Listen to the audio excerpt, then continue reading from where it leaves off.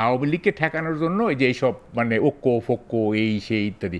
আওয়ামী লীগ যদি বলে যে না আর আমরা পলিটিক্স করবো না, বলতে শেখ হাসিনা বলে যে হ্যাঁ আমার আর পলিটিক্স করার দরকার নাই, লেট মি রিটায়ার, দেখবেন যে এই ঐক্য ভাঙা টেঙা শেষ। এই ঐক্য একেবারে আওয়ামী লীগ তো এখন নাই তো। হ্যাঁ নাই, কিন্তু আওয়ামী লীগ আসার একটা সম্ভাবনা তারা দেখছে, সম্ভাবনা দেখছে কারণেই ঐক্যগুলো টিকে। ইউনূসকে কেন খেপাচ্ছে না বিএনপি, কি কারণে খেপাচ্ছে না? আমি সেদিন এক বিএনপি নেতা, আমার বন্ধু, খুব মানে আমার ছোটবেলাকার বন্ধু, তাই আমি বললাম যে আচ্ছা তোরা এই যে চাপ দিচ্ছিস না কেন এই ইত্যাদি, ইলেকশনে যদি চাপ দিবি তো তোদের তো ক্ষমতায় যাওয়া দরকার, তোর তো কোনো চাপ নাই ফাপ নাই।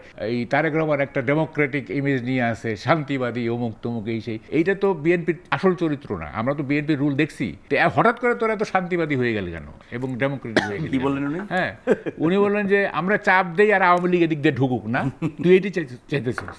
হ্যাঁ, আমরা চাপ দেই, একটা কেওয়াস লাগুক, এই ফাঁক দিয়ে আওয়ামী লীগ ঢুকুক, এইটাই তো তুমি চাইতেছো। তো আমি আর কি বলি, আমি দেখো মানে বিএনপি সহ সব দল এই সরকারকে সমর্থন করছে যার যার স্বার্থে, যার যার স্বার্থে সমর্থন করছে। বাংলাদেশে আপনার জাতীয় স্বার্থে ঐক্য হবে এইটা আপনি বিশ্বাস করেন? বাংলাদেশে হয়নি এখন পর্যন্ত, হয় নাই। হবে কি? পলিটিক্যাল পার্টিগুলো না, জনগণের ঐক্য হইতে পারে। জনগণের ঐক্য হইতে পারে কখন? বাংলাদেশ ক্রিকেট খেলতেছে, হোল জনগণ পক্ষে। বাংলাদেশে একটা বিদেশি শক্তি আক্রমণ করলো, মানে যদি করে আর হোল জনগণ ঐক্যবদ্ধ হয়ে যাবে, হ্যাঁ, বা কতগুলি ইস্যুতে। কিন্তু রাজনৈতিক দলগুলোর মধ্যে ঐক্য এটা একটা মানে কি বলবো, এটা আপনার কাছে অবাস্তব মনে হয়? এটার কাছে আমার কাছে একেবারেই অবাস্তব মনে হয়।